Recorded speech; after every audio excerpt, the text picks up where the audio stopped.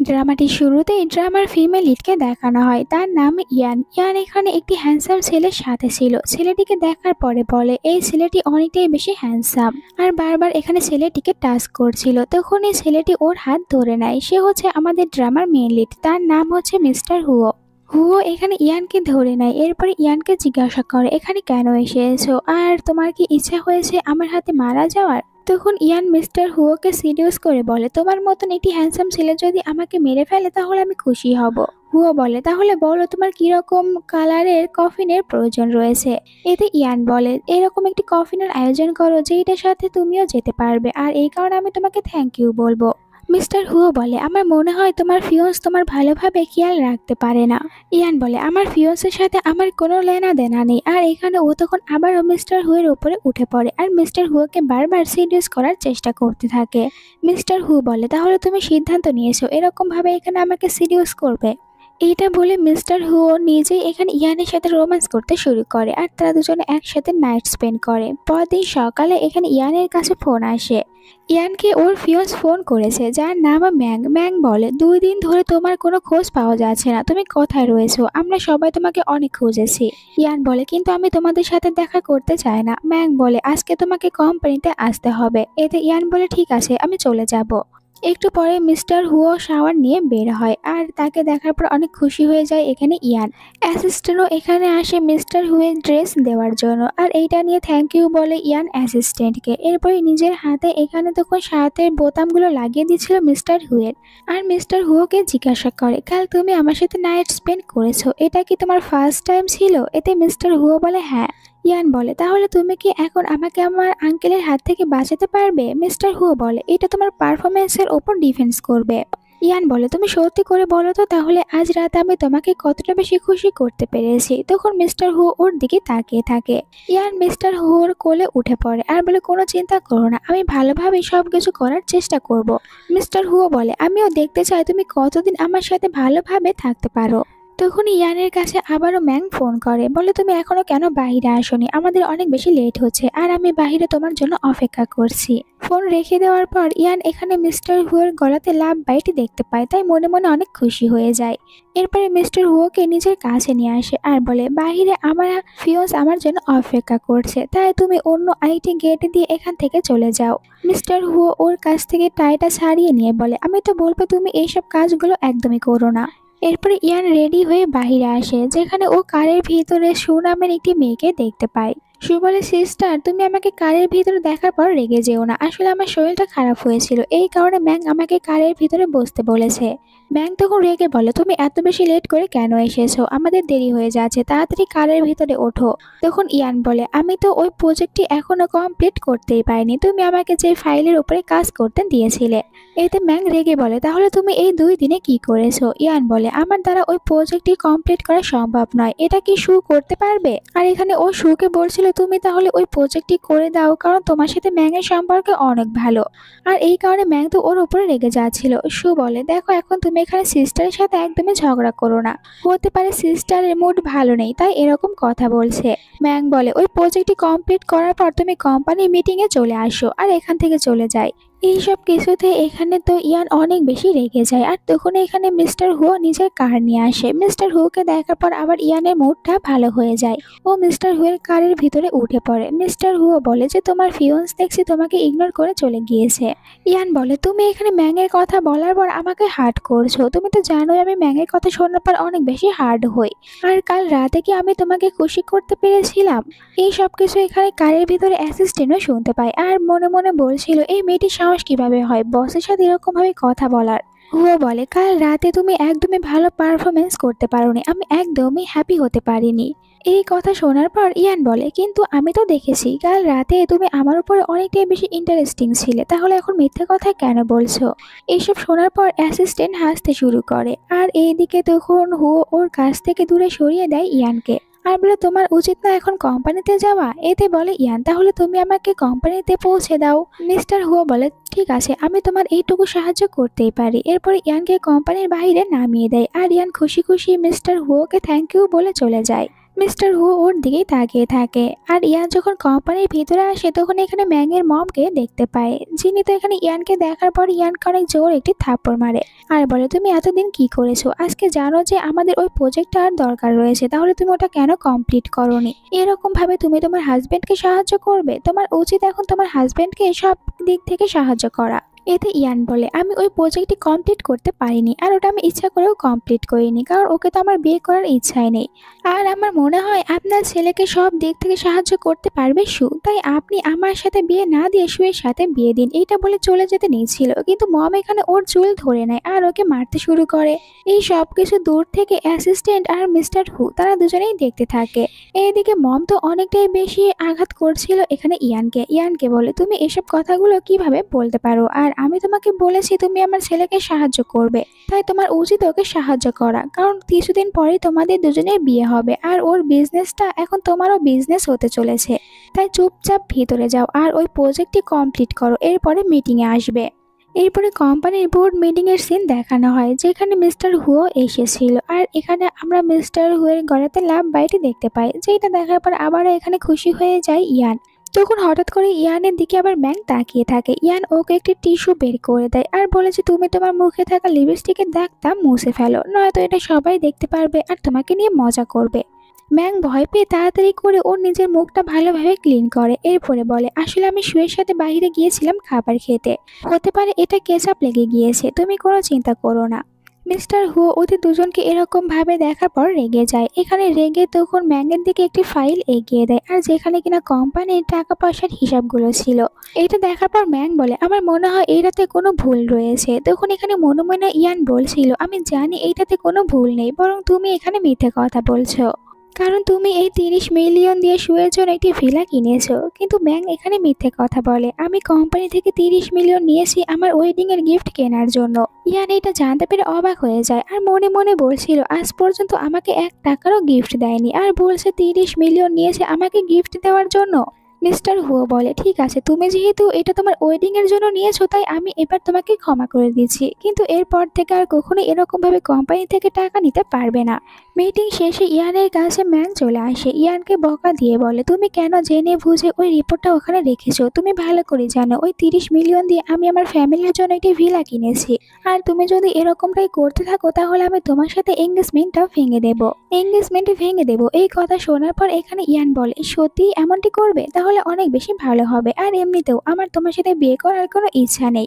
আর তুমি ওখানে মিথ্যে কথা বলেছো যে 30 মিলিয়ন দিয়ে তুমি আমাকে গিফট দেবে, কিন্তু আজ পর্যন্ত আমাকে 1 টাকারও গিফট দাওনি। আমি এখন নিজেই তোমার সাথে এঙ্গেজমেন্টটা ভাঙতে চাচ্ছি। ম্যাং বলে, তোমার এত বড় সাহসই নেই যে তুমি আমার আগে এঙ্গেজমেন্টটা ভেঙে দেবে, দরকার পড়লে আমি এঙ্গেজমেন্টটা ভেঙে দেবো। আর এখানে ওই ইয়ানের সাথে জোর করেছিল, যার কারণে ইয়ানের গলাতে থাকা লাভ বাইটে দেখতে পায় আর জিজ্ঞাসা করে, এটার মানে কি? তুমি আমার সাথে চিট করছো? ইয়ান বলে, আমাদের এঙ্গেজমেন্টটা এমনিতেও ভেঙে যাবে, তাহলে তো আমাকে অন্য আরেকজন পার্টনারকে খুঁজে নিতে হবে, এর সাথে তোমার কোনো সম্পর্ক নেই। আর হ্যাঁ, যত তাড়াতাড়ি পারো ওই ভিলাটা আমার নামে করে দাও, কারণ ভিতরে তো শুনেইছো মিস্টার হু ওটা আমাকে গিফট করেছে, তাই ওটা আমার অধিকার। ম্যাং রেগে বলে, তুমি আসলে কি বলতে চাচ্ছো? ইয়ান বলে, তুমি কি বুঝতে পারো না? আমি এটাই বলতে চাচ্ছি, তুমি সুকে বলো ওই ভিলা থেকে চলে যেতে, কারণ আমি এখন ওই ভিলাতে থাকতে শুরু করব। তুমি কি মনে করেছো আমি তোমার অ্যাফেয়ার সম্পর্কে কোনো কিছুই জানি না? আমি এটা ভালো করেই জানি তোমার সাথে সুই সম্পর্ক রয়েছে, তাই আমার আর তোমার সাথে বিয়ে করার কোনো ইচ্ছাও নেই। সু এসে বলে, সিস্টার তুমি ম্যাংয়ের সাথে এরকম ভাবে কথা কেন বলছো? ম্যাং বলে, ওর সাথে কথা বলো না, ওকে এখান থেকে যেতে দাও। সন্ধ্যায় একটি বাইরের সিন দেখানো হয়, যেখানে ইয়ান ওর বেস্ট ফ্রেন্ড জিনের সাথে এসেছে, আর ও খুশি হয়ে নিজের লাভ বাইটি জিনকে দেখায়। জিন এটা দেখার পর অবাক হয়ে যায় আর খুশি হয়ে বলে, এর মানে তুমি কাল রাত মিস্টার হুয়ের সাথে নাইট স্পেন্ড করেছো। ইয়ান বলে, আমাকে তো এমনটি করতেই হতো, নয়তো আমাকে ম্যাংয়ের হাত থেকে কে বাঁচাবে? তখন এখানে বলে জিয়া, আমার তো ইচ্ছা করে ওই ম্যাংকে একদম মেরে ফেলতে। তখনই হান্না আমার একটি ছেলে এসে বলে, তোমরা এখানে কাকে মেরে ফেলার প্ল্যান করছো? হঠাৎ করে এই কথাটি শোনার পর ইয়ান অনেক ভয় পেয়ে যায় আর পড়ে যেতে নিয়েছিল, কিন্তু তখনই মিস্টার হু এসে ওকে ধরে নেয়, দেন ওকে বলে যে ভালোভাবে চলাফেরা করার জন্য। মিস্টার হু আর ইয়ান দুজনকে একসাথে দেখার পর হান স্মাইল করে, দেন বলে, আমার মনে হয় এই মেয়েটি তোমাকে ভালোভাবে সিডিউস করতে পারছে। তখন ইয়ান ভিতরে দেখতে পায় ম্যাংকে, তাই ও এখানে মিস্টার হুয়ের কোডের ভিতরে নিজের মুখটা লুকানোর চেষ্টা করে। ম্যাং ভিতরে আসার পর হানকে দেখতে পায় আর বলে যে তুমি এখানে এসেছো। একটু পরে দেখতে পায় মিস্টার হুকে, তাই জিজ্ঞাসা করে যে আঙ্কেল আপনিও এই বাইরে এসেছেন। আর এখানে মেয়েটিকে ওর চেনা চেনা মনে হচ্ছিল, তাই এগিয়ে আসতে থাকে। এইদিকে ইয়ান ইশারা করে মিস্টার হুকে বলতে থাকে যে আমাকে প্লিজ বাঁচিয়ে নাও ওর হাত থেকে। যখন এদিকে ম্যাং এগিয়ে আসতে নিয়েছিল তখন ওকে বলে মিস্টার হু তোমার কি এখানে কোনো কাজ রয়েছে? যদি কাজ না থাকে তাহলে এখান থেকে যেতে পারো। ম্যাং বলে আমার সেরকম কোনো কাজ নেই, আমি শুধু বাড়ি এসেছি। তো হান বলে এখন তুমি এখান থেকে যেতে পারো। ইয়ান তখন কোর্টের ভিতর থেকে বের হয়ে আসে। হান বলে এখানে হুকে যে তুমি এই মেয়েটির কাছ থেকে সাবধানে থেকো, এই মেয়েটি অনেক চালাক, কোথায় আবার তোমাকে সিডিউস না করে নেয়। তখন আবার ইয়ান বলে হুকে তুমি কোনো চিন্তা করো না, এখানে ম্যাং আমাদের সম্পর্কে কোনো কিছুই জানে না যে আমরা দুজনে অন নাইট স্ট্যান্ড করেছি। হান এই কথা জানার পর অনেক বেশি অবাক হয়ে যায়। হুও ইয়ানকে বলে তুমি তোমার কথাগুলো একটু সাবধানে বলো। আর এরপরে হান এখানে হুওকে বলে দেখো এই মেয়েটি দেখতে অনেকটাই বেশি বিউটিফুল, কিন্তু এর ক্যারেক্টার মনে হয় একটু খারাপ রয়েছে। তখন তো হুও হানকে চুপ থাকতে বলে, তাই হান নিজের মুখটাও বন্ধ করে নেয়। এরপরে ইয়ান বলে ঠিক আছে আমি এখান থেকে চলে যাচ্ছি। কিন্তু হুও ওর হাত ধরে নেয়, ওকে একটি জায়গায় নিয়ে আসে আর ওর অনেক বেশি ক্লোজ চলে আসে। তখন ইয়ানের কাছে একটি ফোন চলে আসে, ইয়ান এটা হুকে দেখায়, তাই হু এখান থেকে চলে যায়। এরপর ইয়ান যখন যাচ্ছিল তখন দেখতে পায় যে ওর ফ্রেন্ড আর হান তারা দুজন একসাথে ওয়াশরুম থেকে বের হচ্ছে, যেটা ওর কাছে অনেকটাই অদ্ভুত লাগে। আর হানও এখানে ইয়ানকে দেখতে পায়। এরপরে হান চলে আসে একটি রুমের ভিতরে যেখানে ইয়ান আর হুও ছিল। হাও হুওকে বলে তুমি জানো আমেরিকা থেকে শ্যান আবারও এখানে আছে? হুও বলে আমি জানি, ও তো কয়েক বছর পর পরই আমেরিকা থেকে এখানে আসে নিজের সিস্টারকে খোঁজার জন্য। ইয়ান বলে উনি যদি সত্যি নিজের সিস্টারকে খুঁজে পেতে চায় তাহলে ওনার আমেরিকা না থেকে এখানেই থাকা উচিত, তাহলেও খুঁজতে পারবে। আর কোনো রিস ফ্যামিলির সাহায্য নিতে হবে। এইটা শোনার পর হান বলে দেখছি মিস ইয়ান তো অনেকটাই বেশি ট্যালেন্টেড, তাই তো বলি ও তোমাকে কিভাবে সিডিউস করেছে। এরপরে আবার বলে ইয়ান আজকে আমাকে অনেক বড় একটি হেল্প করেছে, তাই আমি দেখো তোমার জন্য এখানে ডায়মন্ড নিয়ে এসেছি। ইয়ান বলে কিন্তু আমার এইসব কিছুর কোনো দরকারই নেই, আর আমি এখন এখান থেকে চলে যাব। কিন্তু হুও এখান থেকে হানকে যেতে বলে। আর এরপরে ইয়ান রেগে এখানে হুওকে বলে তুমি তোমার ফ্রেন্ডকে বলো যেন আমার ফ্রেন্ড জিয়ার কাছ থেকে দূরে থাকে। আর এই হুয়োর তো এঙ্গেজমেন্ট হয়েছে, তাহলে আমার ফ্রেন্ডের সাথেই বা কি করছে? তখন হুও বলে হতে পারে তারা দুজনে একে অপরকে দেখার পর একটু নিজেদের প্রতি আকর্ষণ ফিল করেছে, তাই দুজনে একসাথে রয়েছে, এতে খারাপ কি? ইয়ান বলে এর মানে তুমি বলতে চাচ্ছ যে তারা দুজনে যা করছে এটা একদমই ঠিক? কিন্তু আমি বলতে চাই যদি আমার ফ্রেন্ড হানের প্রেমে পড়ে যায় আর এরপরে যদি হান ওকে ছেড়ে দেয় তাহলে আমার ফ্রেন্ড তো কষ্ট পাবে, তাই তুমি তোমার ফ্রেন্ডকে বলো আমার ফ্রেন্ডের কাছ থেকে দূরে থাকতে। হান বলে ভালোবাসলেই তো বিয়ে করতে হবে না, এরকম কোনো কথা নেই। তখন জিজ্ঞাসা করে ইয়ান তুমি এত সবকিছু কিভাবে জানো? হান বলে আমি এসব কিছু নিয়ে অনেক পড়াশোনা করেছি, তাই সবার মনের কথাই বুঝতে পারি। ইয়ান ওর কোলে বসে পড়ে আর হাত এখানে নিজের হাড়ের উপরে রাখে, বলে এখন বলো আমি মনে মনে কি ভাবছি। হুও তো কিছুই বলছিল না। তখন ইয়ান বলে এমন না হয়ে যায় যে আমি আবার তোমাকে ভালোবেসে ফেলি, আমি জানি না কেন আমি বারবার তোমার কাছেই আসতে চাই আর এখানে হুওকে সিরিয়াস করতে থাকে। আর হুও এটাও বলে যে আমাদের দুজনের সম্পর্কটাও তো ওদের দুজনের মতনই। পরের দিন ইয়ান কোম্পানিতে আসে। এখানে একটি মেয়ে ইয়ানকে দেখার পরে ইয়ানকে বলে আজ থেকে আর তুমি ম্যাংয়ের সেক্রেটারি থাকবে না, কারণ ও তোমাকে সেক্রেটারি পদ থেকে সরিয়ে দিয়েছে, তাই তুমি ছোটখাটো কোনো কাজ করে নিও। তখন ইয়ান বলে তুমি হয়তো আমাকে জানো না, আমি ছোট পোস্টের কোনো কাজ করি না। মেয়েটি বলে কিন্তু তোমাকে এই কোম্পানিতে থাকতে গেলে তোমাকে এখন ছোট পোস্টগুলোই করতে হবে, কারণ আজ থেকে তোমার জায়গাটি আমার। তখন ইয়ান বলে আর ম্যাং আমাকে কি এই জব থেকে বের করে দেবে, আমি নিজেই তো এই কোম্পানি থেকে চলে যাব, আর তুমি কি এই কথা জানো না? ইয়ান যখন এখান থেকে চলে যেতে নিয়েছিল তখন ওর সাথে ম্যাংয়ের দেখা হয়ে যায়। ম্যাং এখানে ইয়ানের হাত ধরে ফেলে আর ইয়ানকে বলে দেখো এখন আমি তোমাকে আমার সেক্রেটারি পদ থেকে সরিয়ে দিয়েছি, কোম্পানিতে ছোটখাটো জব করতে হবে। তখন বলে ইয়ান তুমি আমাকে কি তোমার পদ থেকে সরিয়ে দেবে? তুমি হয়তো জানো না আমি কোম্পানিতে আমার রিজাইন লেটার জমা দিয়েছি, আমি এই জবটি করব না। তখন ম্যাং রেগে যায়, তার উপর এখানে আবার ওর লাভ বাইটটা দেখতে পায়, তাই বলে কাল রাতে তুমি কোন ছেলের সাথে ছিলে? তুমি তো দেখছি আমার সাথে চিট করছো, তাহলে কিভাবে বলতে পারো আমি তোমার সাথে চিট করছি? এতে ইয়ান বলে এর সাথে তোমার কোনো সম্পর্ক নেই, আর এমনিতেও আমি তোমার সাথে আমার বিয়েটা ভেঙে দিয়েছি, আর তুমিও তো সেই সাথে থেকে আমার সাথে চিট করছো। এইটা বলে ইয়ান চলে যেতে নিয়েছিল, কিন্তু ম্যাং ওকে যেতে দেয় না। আর বলে, তুমি জানো আমি এই মিডিয়ার কথা সবাইকে বলে দিলে তোমার রিপুটেশন খারাপ হয়ে যাবে। ইয়ান বলে, এইটা তুমি নিজের জন্য চিন্তা ভাবনা করো, কারণ আমি তোমার সাথে এঙ্গেজমেন্ট ভেঙে দিয়েছি। এরপরে যদি মিডিয়ার সাথে তোমার আর সির কথা বলে দেই তাহলে তোমার কোম্পানির লস হয়ে যাবে। ম্যাং রেগে ওকে মারতে নিয়েছিল, কিন্তু ইয়ান তো নিজেকে বাঁচিয়ে নেয় আর ওকে এখানে অনেকটাই ভয় দেখিয়ে চলে যায়। এই সব কিছুর কারণে ম্যাং অনেক দিশেহারা হয়ে পড়ে। ইয়ান বাইরে আসলে হুয়োর কারে দেখতে পায়, যেখানে হুয়ো বলে যে তুমি আমার সাথে আমার পাশে বসবে আর আমি তোমাকে এখান থেকে নিয়ে যাব। তখন বলে ইয়ান, এখানে যেহেতু হু আমাকে সাহায্য করতে চাচ্ছে তাহলে আমি মানা কিভাবে করতে পারি, কিন্তু আমি সামনে বসবো। কিন্তু এখানে হুয়ো জোর করে ওকে নিজের পাশে বসায় আর ওর জিনিসপত্রগুলো অ্যাসিস্ট্যান্টের সাথে সিটে রেখে দেয়। এরপরে এখানে বলে হুয়ো ইয়ানকে, তুমি তোমার সব জিনিসপত্র নিয়ে বের হয়েছো, তুমি কি এই কোম্পানিটা ছেড়ে দিয়েছো? তখন ইয়ান বলে, আমি এই কোম্পানির জন্য অনেক কিছুই করেছি, কিন্তু ম্যাং এখন আমাকে ওর সেক্রেটারি পদ থেকে সরিয়ে দিয়েছে আর আমি কোনো ছোট পদের জব এই কোম্পানিতে করব না। ওকে বলে, তুমি কি আমাকে কোনো জব নিয়ে দিতে পারবে? আমি কিন্তু অনেক বেশি ট্যালেন্টেড। তখনই ওর কাছে নতুন সেক্রেটারির ফোন আসে আর ওকে বলে, আমি ম্যাংয়ের সম্পর্কে কোনো কিছু জানি না, তাই আমার কাজ করতে কষ্ট হচ্ছে, তুমি আমাকে ম্যাংয়ের সম্পর্কে কোনো কিছু বলো। এখানে বলে ইয়ান, আমি কেন ওর সম্পর্কে তোমাকে বলতে যাব, আমি কিছুই বলবো না। ও তখন ইয়ানকে বলে, আচ্ছা চলো, তোমাকে আমি কোম্পানির ডাইরেক্টর পজিশনটা দিতে চাচ্ছি। তখন তো ইয়ান খুশি হয়ে বলে, এর মানে তুমি ম্যাংয়ের পজিশনটা আমাকে দিতে চাচ্ছ? আচ্ছা, তুমি কি এইটা কি আমাকে তোমার সাথে প্রাইভেট রিলেশন রাখার কারণে দিচ্ছ? তাহলে আমি ওই জবটা অনেক বেশি ভালোভাবে করব। রাতে ইয়ান রাস্তায় একা ছিল, তখনই কিছু গুন্ডারা এসে এখানে হঠাৎ করে ইয়ানকে কিডন্যাপ করে নেয়। অন্যদিকে হুয়োকে দেখানো হয়, হুয়ো তখন কিছু ফাইল দেখছিল। এরপরে বলে অ্যাসিস্ট্যান্টকে, এখন তো ম্যাং আর ম্যাংয়ের বাবা জানতে পারবে যে আমি ওদেরকে কোম্পানি ডাইরেক্টরের পজিশন থেকে সরিয়ে দিচ্ছি, তাই আমাদের ইয়ানের উপরে নজর রাখতে হবে।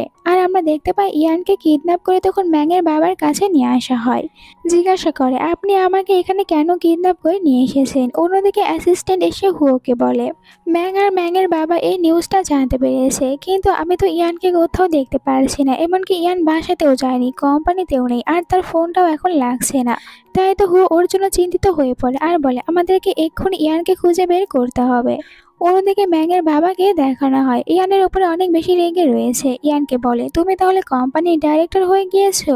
ইয়ান বলে, আপনি আর আপনার ছেলে মিলে কোম্পানির অনেক টাকা পয়সা এদিক সেদিক করতে থাকেন, তাহলে তো আমাকে কোম্পানির ডাইরেক্টর বানাবেই। এইটা শোনার পর ম্যাংয়ের বাবা অনেকটাই রেগে যায় আর এখানে ওর কাছে চলে আসে, দেন জোর করে ওর মেকআপ উঠিয়ে দেওয়ার চেষ্টা করে। তখন ওর লাভ বাইট দেখতে পায় আর বলে, আমি বুঝতে পেরেছি তুমি কিভাবে কোম্পানি ডাইরেক্টর হতে পেরেছো, হুয়োকে সিডিউস করেছো, তাই তো তোমাকে এই চান্সটি দিয়েছে। ইয়ান ওনার মুখে থুতু দেয়, এই কারণে উনি আরো বেশি রেগে যায়। ইয়ান নিজেকে বাঁচানোর জন্য এখানে আবার ম্যাংয়ের বাবার হাতে অনেক জোরে কামড় দিয়েছিল। এইসব কিছুতে উনি আরো অনেক বেশি রেগে যায়, ইয়ানকে অনেক বেশি মারধর করে। ইয়ান তখন বলছিল, আমি বুঝতে পেরেছি এখানে আমাকে বাঁচানোর জন্য কেউ আসবে না, তাই বাধ্য হয়ে ম্যাংয়ের বাবাকে বারবার সরি বলতে থাকে আর বলে, আমাকে ক্ষমা করে দিন, আমার ভুল হয়ে গিয়েছে। কিন্তু ম্যাংয়ের বাবা এখানে গার্ডদেরকে অর্ডার দেয় যেন ইয়ানকে এখানে অনেক বেশি মারধর করা হয়। আর ইয়ান তো ওনার ছেলের সাথে এঙ্গেজমেন্টটাও ভেঙে দিয়েছে, তাই ইয়ানের উপরে আরো বেশি রেগেছিল। কিন্তু তখনই ভিতরে একজন মেয়েড আসে আর ওনাকে জানায়, আপনার সাথে বাহিরে হুয়ো দেখা করতে এসেছে। আর হুয়োর কথা শোনার সাথে সাথে ইয়ান এখানে বাহিরে যেতে চাচ্ছিল, কিন্তু গার্ডরা ওকে বাহিরে যেতে দেয় না, ওর মুখও এখানে ধরে রাখে যাতে করে কোনো কথা না বলতে পারে। আর ম্যাংয়ের বাবা তখন নিচে আসতে শুরু করে। এইদিকে আমরা দেখতে পাই ম্যাংয়ের মাকে এখানে জিজ্ঞাসা করে হুয়োকে যে, আপনি হঠাৎ করে আমাদের বাড়িতে কি কারণে এসেছেন? তখন অ্যাসিস্ট্যান্ট বলে, একটি মেয়ে এসেছে আমাদের কাছে সাহায্য চাইতে আর চাচ্ছিল যে আপনার হাজবেন্ডের সাথে দেখা করবে। এরপর একটি মেয়ে এখানে ম্যাংয়ের বাবার কাছে আসে, মেয়েটি প্রেগনেন্ট ছিল, বলে, দেখো আমি তোমার সাথে দেখা করতে চাচ্ছিলাম, কিন্তু তোমার ওয়াইফ একদমই আমাকে ভিতরে আসতে দিচ্ছিল না, তাই আমি হুয়োর সাহায্য নিয়েছি। আর আমার কাছে এখন যে বেবিটি রয়েছে এই বেবিটি তোমার। ম্যাংয়ের বাবা তখন মেয়েদেরকে বলে যে এই মেয়েটিকে এখান থেকে নিয়ে যাও। তারা এখান থেকে মেয়েটিকে নিয়ে যাচ্ছিল আর মেয়েটি বলে, বিশ্বাস করো এই সন্তানটি তোমার। হুয়ো ম্যাংয়ের বাবাকে বলে, আপনি আর আপনার ছেলে বাহিরে যত ইচ্ছা মেয়েদেরকে দেখতে পারেন, কিন্তু মেয়েরা যদি আমার কাছে এসে এরকম ভাবে সাহায্য না চাইতে থাকে, যদি এইসব কিছু মিডিয়াতে চলে আসে, তাহলে আমাদের কোম্পানির কিন্তু আপনাদের কারণে অনেক বেশি লস হয়ে যাবে, যেটা আমার বাবা কিছুতেই অ্যাকসেপ্ট করবে না।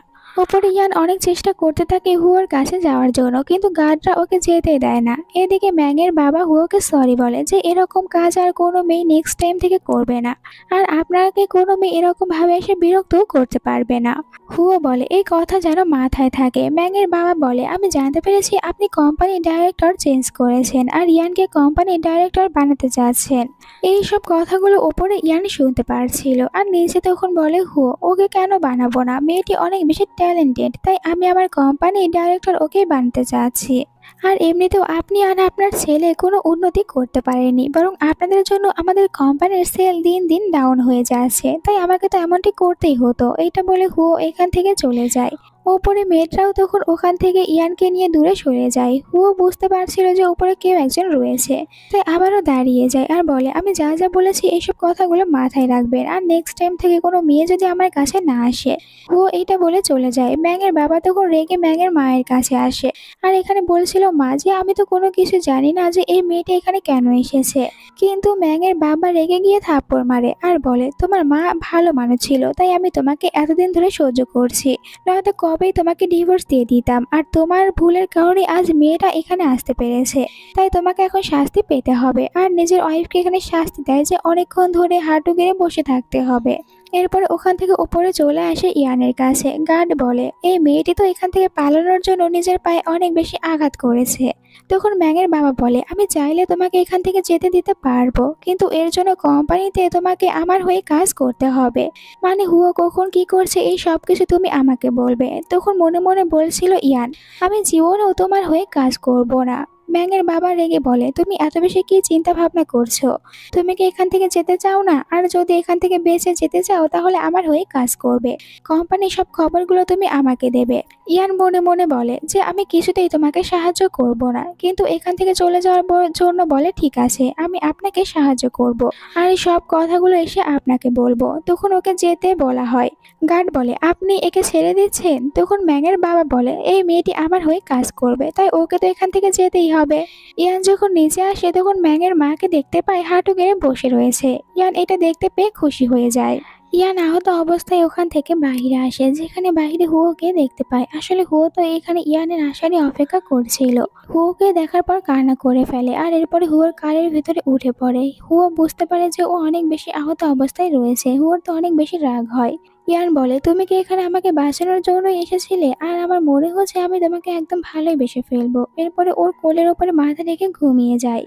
হুয়ো ইয়ানকে নিজের বাসায় নিয়ে আসে। ডক্টর এখানে ইয়ানের পায়ে মেডিসিন লাগিয়ে দিয়েছিল। ইয়ান তখন ব্যথা পেতে থাকে, যেটা দেখার পর হুয়ের কাছে একদমই ভালো লাগে না। এরপরে বাটলারকে বলে যেন এখান থেকে গিয়ে বরফ নিয়ে আসে। বাটলার আর অ্যাসিস্ট্যান্ট তারা দুজনে বাইরে আসে। বাটলার অ্যাসিস্ট্যান্টকে বলে এই প্রথম দেখছি এখানে বস কোনো মেয়েকে নিয়ে এসেছে, তাও আবার মেয়েটির এত বেশি কেয়ার করছে। অ্যাসিস্ট্যান্ট বলে কারণ এই মেয়েটি হচ্ছে বসের গার্লফ্রেন্ড, তাই মেয়েটি কষ্ট পেলে বস একদমই সহ্য করতে পারবে না। ডক্টর এরপরে মিস্টার হুয়োকে জানায় যে সেরকম কোনো চোট পায়নি, একটু রেস্ট নিলে ঠিক হয়ে যাবে। মিস্টার হুয়ো বাটলারকে স্যুপ বানাতে বলে। এরপরে রুমে এসে কাজ করছিল, যেখানে আমরা ইয়ানকে দেখতে পাই। ইয়ানের শরীর একদমই ঠিক ছিল না, আসলে ওর উপর এখন মেডিসিনের প্রভাব পড়তে শুরু করেছে, যেটা ম্যাংয়ের বাবা ওকে দিয়েছিল, যার কারণে ইয়ান তো নিজের কাছে এখানে হুয়োকে টেনে নেয় আর হুয়োকে কিস করতে থাকে। হুয়ো তখন ওর গাল ধরে বলে তোমার পায়ে এখন ব্যথা রয়েছে, তাই তুমি রেস্ট করো। এরপর আবারও কাজ করতে শুরু করে। পরদিন সকালে এখানে ইয়ানের ঘুম ভেঙে গেলে ও দেখতে পায় হুয়োকে। হুয়ো এখানে বসে কাজ করছিল। তখন তো ও খুশি হয়ে বলে আমার মনে হয় আমি প্রথম মেয়ে যাকে তুমি এই বাড়িতে নিয়ে এসেছো। এতে হুয়ো ওর কাছে এসে বলে নিচে কিচেনে অনেকগুলো মেড রয়েছে যারা মেয়ে, তারা এখানে কুকিং করছে, আর এছাড়াও আরো অনেক মেয়ে রয়েছে। এইটা শোনার পর ইয়ান রেগে যায়। হুয়ো এখানে আবারও নিজে থেকে ওর পায়ে ব্যান্ডেজ করে দেয়। ইয়ান বলে আমি সেরকম বেশি আঘাত পাইনি। মিস্টার হু ওকে বলে তুমি যদি আঘাত পাও তাহলে আমার অনেক বেশি হার্ট লাগবে। এরপর ওকে রেস্ট করতে বলে উঠে যেতে নিয়েছিল, তখন ইয়ান ওকে জড়িয়ে ধরে। হুয়োকে বলে যে তুমি আমার সাথে এখানেই থাকো। তখনই হুয়োর কাছে একটি মেসেজ চলে আসে, যার কারণে হুয়োকে গিয়ে ওই মেসেজটি দেখতে হয়। হুয়ো দেখতে পায় যে এখানে বলা হয়েছে ম্যাংয়ের বাবা কাল কোম্পানিতে একটি মিটিং এর আয়োজন করেছে। এই কথা পরে ইয়ানকে বলে। ইয়ান বলে আমার কোনো ভয় নেই, কারণ এইসব কিছুর জন্য তো তুমি আমার পাশে রয়েছো। জিজ্ঞাসা করে মিস্টার হু তুমি আমাকে এতই বেশি বিশ্বাস করো? তখন ইয়ান মিস্টার হুয়ের আরো বেশি ক্লোজে চলে আসে আর বলে যে হ্যাঁ আমি তোমাকে এতটাই বিশ্বাস করি। মিস্টার হু ওকে আরো বেশি ক্লোজে নিচ্ছিল। ইয়ান তখন দূরে যাওয়ার চেষ্টা করে, তখনই মিস্টার হু এর কাছে নিজের ফিয়ন্সি ফোন করে আর বলে যে আমি তোমার মমকে তোমার সাথে দেখা করার জন্য নিয়ে আছি। তখন হুয়ো বলে কিন্তু আমার মম তো একদমই ঠিক রয়েছে। হুয়োর মম হুয়োকে বলে দেখো এখানে কিন্তু আমার অনেক বেশি খেয়াল রাখছে তোমার ফিয়ন্সি, তাই তুমি তাড়াতাড়ি ওকে বিয়ে করো। এদিকে ইয়ান তখন মিস্টার হুকে সিরিয়াস করছিল, যার কারণে ও বলে ঠিক আছে আমি তোমাদের সাথে পরে কথা বলবো। এখানে ফিয়ন্সে জিজ্ঞাসা করে তুমি কি বিজি রয়েছো? এতে হুয়া বলে হ্যাঁ আমি এখন বিজি রয়েছি। আর এরপরে ফোন রেখে দেওয়ার পর এখানে ইয়ানকে নিয়ে বেডে চলে আসে আর ইয়ানের সাথে রোম্যান্স করতে শুরু করে। পরের দিন দেখানো হয় ইয়ান কোম্পানিতে এসেছে, যেখানে কোম্পানিতে জিয়া ওকে দেখার পর অনেকটাই রেগে যায় আর বলে তোমাকে তো কোম্পানি থেকে ফায়ার করা হয়েছে, তাহলে তুমি কোম্পানিতে আবার কেন এসেছো? ইয়ান ভিতরে আসার পরে বলে এই ডাইরেক্টরের রুমটা আমার পছন্দ হয়নি, তাই এখানকার কিছু জিনিসগুলো তোমাদেরকে পরিবর্তন করতে হবে। জিয়াও বলে তুমি কিভাবে বলতে পারো এখানকার জিনিসপত্রগুলো পরিবর্তন করা হবে, আর আমি গার্ডদেরকে বলে এক্ষুনি তোমাকে এখান থেকে বের করে দেব। ইয়ান বলে তুমি কি জানো না কোম্পানিতে নতুন একজন ডাইরেক্টরকে রাখা হয়েছে, আর তুমি না জেনে থাকলে ইমেইলে সেই ডাইরেক্টরের নামটা দেখো। জিয়াও যখন ইমেল চেক করে দেখতে পায় এই নতুন ডাইরেক্টরের নাম ইয়ান, যার কারণে বলে তুমি এখানে ডাইরেক্টরের পজিশন কিভাবে পেয়েছো? ইয়ান ওকে কোনো কিছু বলে না, একটি গ্লাস উঠিয়ে নেয়, এরপরে ওর মাথার উপরে পানি ঢেলে দেয়। জিয়াও বলে তুমি পাগল হয়েছো, এইসব কিছু কেন করছো? ইয়ান বলে আমার এইটাও তোমার সাথে করার অনেক দিনের ইচ্ছা ছিল, তাই আজ করেছি, আর এখন তোমাকে এই কোম্পানি থেকে আমি ফায়ার করে দেব। জিয়াও বলে তুমি ডাইরেক্টর হয়েছো তাতে কি হয়েছে, তুমি কি আমাকে কোম্পানি থেকে ফায়ার করার অধিকার রাখতে পারো? তখনই অ্যাসিস্ট্যান্ট এসে ওকে কোম্পানির পক্ষ থেকে একটি লেটার দেয়, আর ও দেখতে পায় এটা তো ওর রিজাইন লেটার, তাই অনেকটাই বেশি এখানে অবাক হয়ে নিচে পড়ে যায়। আর ইয়ান বলছিল যে এখানকার সব জিনিসপত্রগুলো চেঞ্জ করো, আমার এগুলো একদমই পছন্দ হয়নি। এরপরে সবাইকে কোম্পানির মিটিং এ দেখানো হয়। এখানে ম্যাংয়ের বাবাকে একটি ফাইল দেখানো হয় যে ওনার ছেলে কিভাবে কোম্পানির টাকাগুলো এদিক সেদিক করেছে, আর তখনই তো এখানে কোম্পানির চেয়ারম্যান রেগে গিয়ে ওনার দিকে একটি ফাইল ছুঁড়ে মারে, আর ইনি হচ্ছে হুয়োর বাবা। বলে এইসব কিছু কি চলছে কোম্পানিতে? ম্যাংয়ের বাবা বলে আমি একদমই জানতাম না ম্যাং এরকম কোনো কিছু করেছে। হুয়োর বাবা বলে তোমার ছেলে যদি এরকমটাই করতে থাকে তাহলে আমি তোমাদের দুজনকে কোম্পানি থেকে বের করে দেব। এরপরে হুয়োর কাছে একটি মেয়ে আসে, এই মেয়েটির নাম হচ্ছে ফ্যাং। ও হুয়োকে বলতে থাকে আমার পকেট মানি শেষ হয়ে গিয়েছে, তাই তুমি আমাকে পকেট মানি দেবে। হুয়ো বলে প্রথমে নিজের মেকআপটা তুলে ফেলো, দেখো কিরকম অদ্ভুত মেকআপ করে এসেছো। ফ্যাং তখন ইয়ানের সাহায্য নিয়ে মেকআপ রিমুভ করে, এরপর আবার চলে আসে হুয়োর কাছে আর বলে দেখো এখন আমাকে দেখো, এখন তো পকেট মানি দিতেই পারো। তখন হুয়ো নিজের ব্ল্যাক কার্ড বের করে ওকে দেয়, আর ফ্যাং এইটা পেয়ে খুশি হয়ে এখান থেকে চলে যায়। হুয়ো বলে এরপর আর পকেট মানি দিতে পারবো না। এরপরে ইয়ান আর ফ্যাং তারা দুজনে ম্যাংয়ের ভিলাতে আসে, যেখানে দেখতে পায় ম্যাং আর দুজনে রোম্যান্স করছে। তো এইটার ভিডিও ওরা করে নিচ্ছিল, তখনই ম্যাং ওদেরকে দেখতে পায়, অনেক রেগে যায়। ফ্যাং বলে এখন আমাদের তাড়াতাড়ি এই ভিডিওটা মিডিয়াতে আপলোড করে দেওয়া উচিত। তখন ম্যাং বলে তোমরা এরকম কোনো কিছুই করবে না, আর উঠে আসতে নিচ্ছিল কিন্তু আবার লজ্জার কারণে উঠে আসতে পারে না। ইয়ান ম্যাংকে বলে এই ভিলাটা আমাকে মিস্টার হুয়ো গিফট করেছে, তাই তুমি এখানে তোমার গার্লফ্রেন্ড নিয়ে কি করছো? ওকে নিয়ে তাড়াতাড়ি এই ভিলাটা খালি করো। ম্যাং বলে আমি তোমাকে কিছুতেই ছেড়ে দেব না। ইয়ান ওর কথাগুলো শোনার পর হাসতে থাকে, আর এখানে আমরা সিকেও দেখতে পাই অনেকটাই বেশি ইনোসেন্ট হতে থাকে। তখনই ফ্যাং বলে দেখো তোমার সিস্টারকে, একটুও লজ্জা করছে না, এখানে তোমার ফিয়ন্সির সাথে রোম্যান্স করতে এসেছে। যাই হোক এতে আমাদের কি, আমরা তো এখানে এসেছি ভিলাটা খালি করানোর জন্য। একটু পরে ম্যাং ও তাড়াতাড়ি করে নিচে নেমে আসে আর ওদের দুজনকে বলে আমি তো পরে তোমাদের দুজনকে দেখে নেব, এখান থেকে চলে যাই। তখন আবার সি নিচে চলে আসে আর ইয়ানকে বলে তুমি ম্যাংয়ের কাছ থেকে এই ভিলাটা নিয়েছো, তাতে কি হয়েছে? ম্যাং আমাকে আরো একটি নতুন ভিলা কিনে দেবে। এর পরের সিনে দেখানো হয় ফ্যাং ইয়ানকে একটি পার্টির বাইরে এসে নামিয়ে দেয়, যেখানে মিস্টার হু নিজের অ্যাসিস্ট্যান্টের সাথে এসেছিল। আর এখানে ফ্যাং বলে দেখো আমি তোমার গার্লফ্রেন্ডকে তোমার কাছে নিয়ে এসেছি। ইয়ান মিস্টার হুকে বলে এই ড্রেসটি আমাকে ফ্যাং কিনে দিয়েছে, তাই তুমি এই ড্রেসের টাকা আমার স্যালারির ভিতর থেকে কেটে রেখে দিও। তখন মিস্টার হু ওর দিকে তাকিয়ে থাকে, এরপর ওকে নিয়ে পার্টির ভিতরে আসে। পার্টির ভিতরে ওদের দুজনের সাথে শ্যানের দেখা হয়ে যায়। আমেরিকা থেকে এখানে আবারও এসেছে, আর আমরা পার্টিতে হানকেও দেখতে পাই। শ্যান এখানে মিস্টার হুকে বলে তোমার সাথে দেখা হয়ে ভালো লেগেছে, আর মিস্টার হুয়ের সাথে হ্যান্ডশেক না করে এখানে ও হাত বাড়িয়ে দিয়েছিল ইয়ানের দিকে। আর ইয়ানকে জিজ্ঞাসা করে তুমি মিস্টার হুয়ের কি হও? এখানে ইয়ান বলে আমি মিস্টার হুয়ের পার্সোনাল সেক্রেটারি। আর এখানে শ্যানের সাথে হাত মিলাতে নিয়েছিল, কিন্তু এর আগেই হুয়ো তখন হাত মিলিয়ে নেয় আর বলে যে আমি তোমার সাথে মিলে অনেক খুশি হয়েছি। এরপরে এখানে অকশনের টাইম চলে আসে, তাই সবাই গিয়ে বসতে থাকে। দেখা যায় শ্যান এখানে ইচ্ছা করে ইয়ানের পাশে বসে পড়ে, যেটা হুয়ের কাছে একদমই ভালো লাগে না। আর হান মনে মনে বলছিল মিস ইয়ান অনেকটাই বেশি বিউটিফুল। হান তখন অন্য একটি সিটে বসে পড়ে। ইয়ান মিস্টার হুকে জিজ্ঞাসা করে এখানে অনেক কম লোকজন এসেছে। মিস্টার হু বলে এটা হচ্ছে বড় বিজনেসম্যানদের আসার জায়গা, আর যাদের নাম ডাক অনেক বেশি রয়েছে তারা এখানে আসতে পারবে। এরপরে শ্যান আর ইয়ান দুজন একে অপরের সাথে কথা বলছিল। শ্যান বলে তুমি তাহলে হুয়োর কোম্পানিতে কোন পজিশনে কাজ করছো? ইয়ান বলে আমি হুয়ো কোম্পানিতে ডাইরেক্টরের পজিশনে রয়েছি। তখন শ্যান বলে আমার আমেরিকা থেকে এখানে ফিরে আসতে কিছুদিন লেট হয়েছে, যার কারণে তুমি হুয়ো কোম্পানিতে চলে গিয়েছো।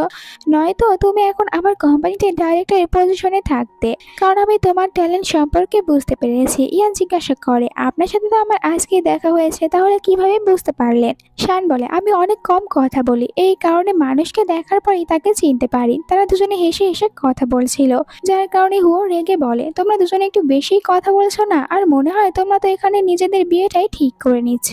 তখনই তাদের সামনে একটি দামি জিনিস নিয়ে আসা হয় অকশনের জন্য, যেটা দেখার পর ইয়ান বলে এটা অনেক বেশি সুন্দর। এই কথা শোনার পর শ্যান এখানে তখন ওইটার ওপরে 5 মিলিয়ন লাগিয়ে দেয়, আর এই কারণে এখানে হুয়ো তখন বলে আমি 10 মিলিয়ন দেব। এইটা শোনার পর শ্যান আবার ওইটার ওপরে 15 মিলিয়ন লাগিয়ে দেয়, আর হুয়ো বলে 20 মিলিয়ন। ইয়ান বলছিল তুমি এখন এইটা বলা বন্ধ করো, আর হুয়োকে থামানোর চেষ্টা করে। অন্য সাইড থেকে শ্যান বলে তাহলে আমি 25 মিলিয়ন দেব। হুয়ো বলে আমি 30 মিলিয়ন দেব। আর ও যখন 30 মিলিয়নের কথা বলে তখন ইয়ান ওকে বারবার বলে যে এবার থেমে যাও, এত বেশি টাকা নষ্ট করার দরকার নেই।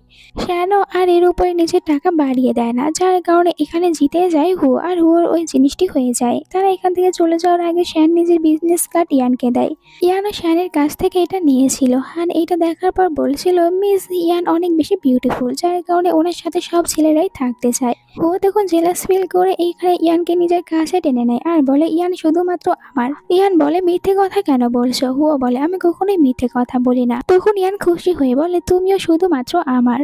শ্যান বলে এটা একটু বেশি হয়ে যাচ্ছে না? হান তখন বলে ইয়ানকে তুমিও আমাকে অনেক বেশি সাহায্য করেছো, তাই নাও আমার কার্ডটা রেখে দাও, তোমার যখন দরকার পড়বে তখন আমাকে বলবে।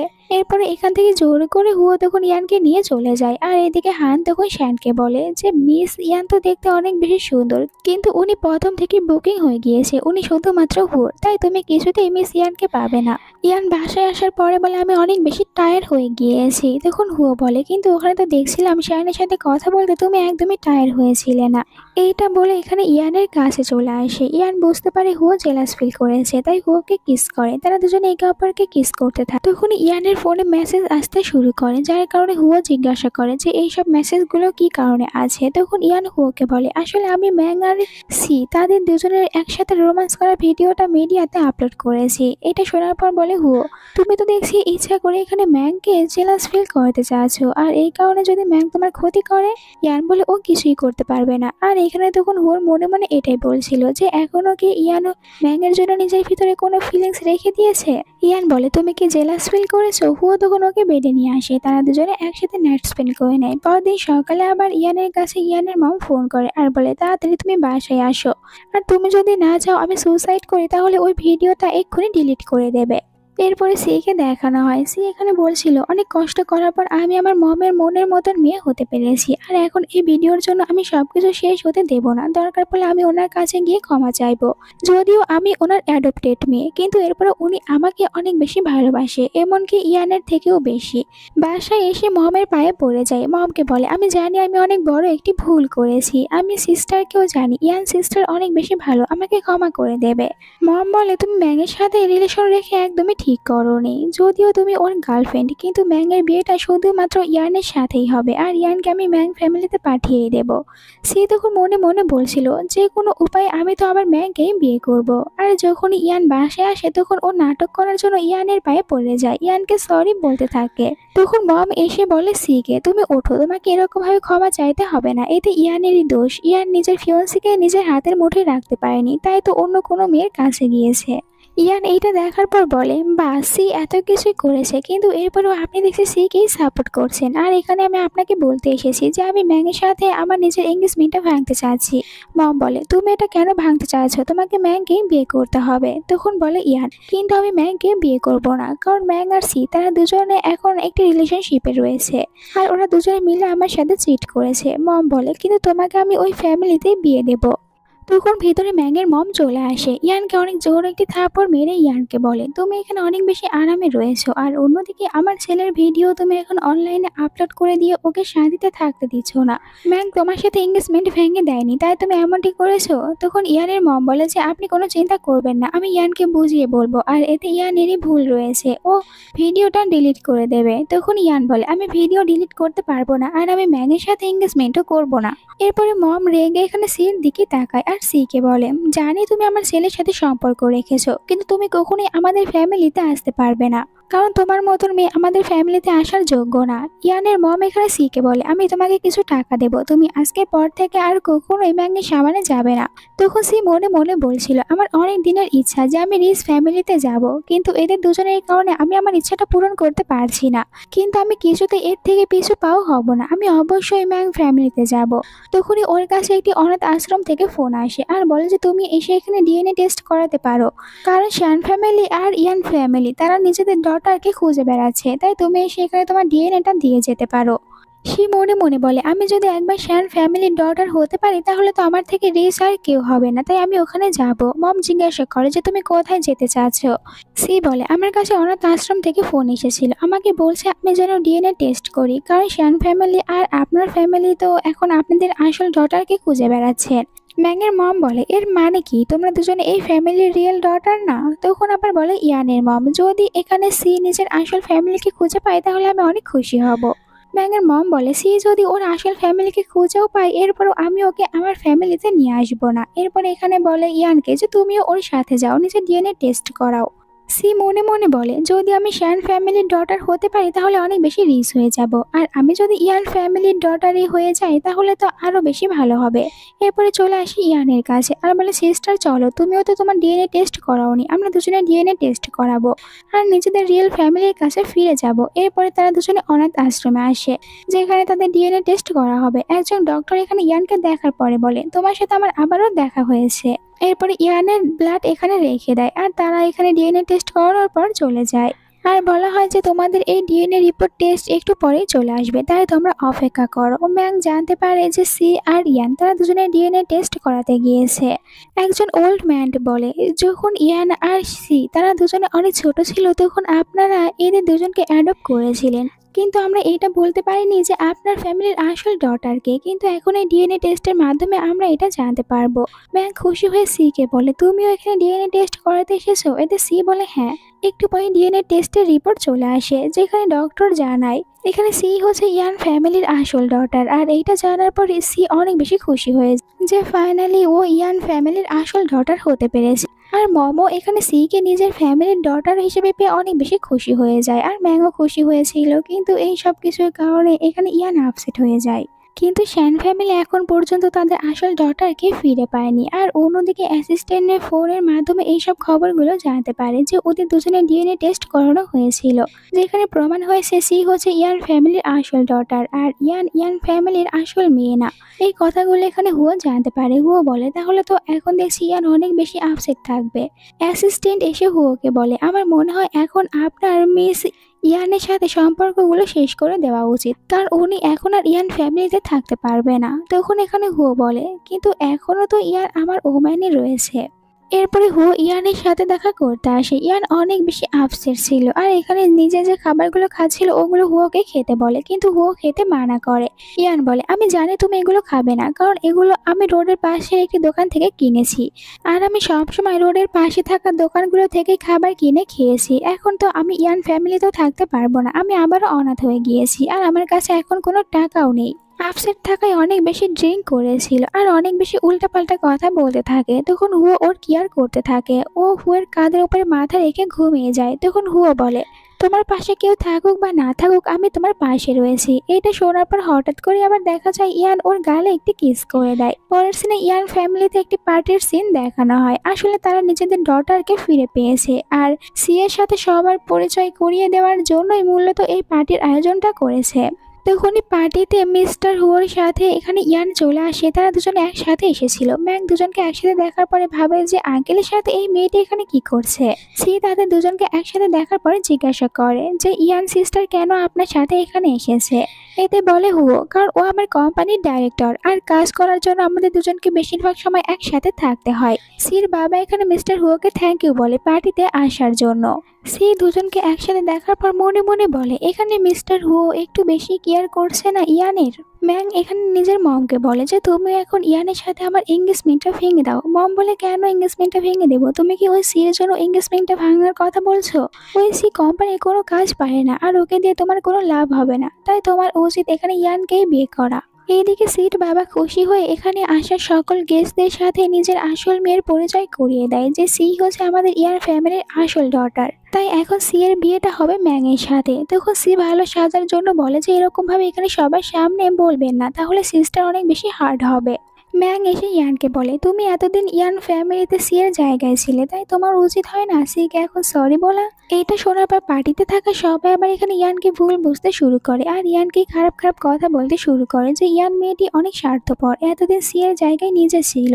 তখন ইয়ান উঠে পড়ে আর বলে আমি ক্যারে বা সি কে সরি বলতে যাব, আমি ওকে সরি বলবোই না। সি বলে আসলে মম আর ড্যাড তোমাকেও ভালোবাসে, কিন্তু এখন তো আসল ডটারকে পেয়েছে তাই তোমার সাথে এরকম করছে, কিন্তু তুমি চাইলে ওনাদেরকে সরি বলে এই ফ্যামিলিতে থাকতে পারো। তখন মম বলে ইয়ানকে যে অবশ্যই তুমি যদি এখানে সি এর সামনে হাঁটু কেটে বসে ওকে সরি বলো তাহলে এই ফ্যামিলিতে তোমাকে থাকতে দেব।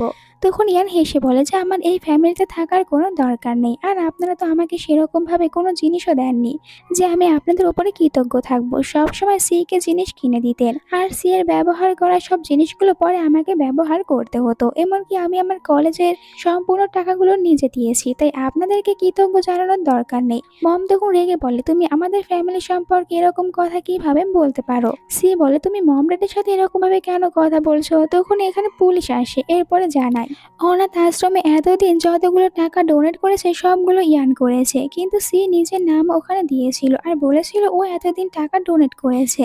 এটা শোনার পর আবার পার্টিতে থাকা বাকিরা বলে আমরা তো এখানে ইয়ানকেই ভুল বুঝছিলাম, কিন্তু দেখছি সি নিজে অনেক বেশি খারাপ। আর পুলিশ এখানে সি কে ধরে নিয়ে যাচ্ছিল। একটু পরেই ম্যাংয়ের মম চলে আসে এখানে ইয়ানের কাছে, বলে আমি একদমই জানতাম না সি এরকম একটি মেয়ে, আর যাই বলো না কেন এখন আমিও তোমার এঙ্গেজমেন্টটা কিন্তু আমার ছেলের সাথেই করাবো। ইয়ান বলে কিন্তু এখন আর আমি ইয়ান ফ্যামিলিতে নেই। মম বলে তাতে কি হয়েছে, কোম্পানিতে রয়েছে। আর এইটা বলে এখানে ইয়ানকে থাপ্পড় মারতে নিয়েছিল, কিন্তু মিস্টার হু এসে ওনার হাত ধরে নেয়। এরপরে ইয়ান পার্টি থেকে বাইরে আসে, তখন এখানে সামনে দেখতে পাই হুকে। হুকে দেখার পর ইয়ান খুশি হয়ে দৌড়ে মিস্টার হুয়ের কাছে চলে যায় আর পার্টিতে ওকে সাহায্য করার জন্য মিস্টার হুকে থ্যাংক ইউ বলে। এরপরে মিস্টার হুয়ের গালেতে কিস করে। তখনই আমরা এখানে দেখতে পাই ম্যাংকে। ম্যাং এদিকেই আসছিল, যেটা দেখতে পাই মিস্টার হু, তাই এখানে ইয়ানকে লুকানোর চেষ্টা করে। ম্যাং দেখতে পাই আঙ্কেলকে, যেতে চাচ্ছিল। আঙ্কেল বলে এখান থেকে চলে যাও। ম্যাং তখন ওই মেয়েটির ড্রেস দেখতে পায় আর ওর মনে পড়ে যায় এরকম ড্রেস তো পার্টিতে ইয়ান পরে এসেছে। এই কারণে ম্যাং তো অনেকটাই রেগে যায় আর এখানে বলে আমি তোমাদের দুজনকে কিছুতেই ছেড়ে দেব না, তোমাদেরকে দেখে নেব। এখানে এই ড্রামাটার এন্ড হয়ে যায়। তোমাদের কাছে এই ড্রামাটা কেমন লেগেছে কমেন্ট করে জানাও। ভালো লেগে থাকলে ভিডিওতে একটি লাইক করো, চ্যানেলটিকে সাবস্ক্রাইব করো। Bye bye.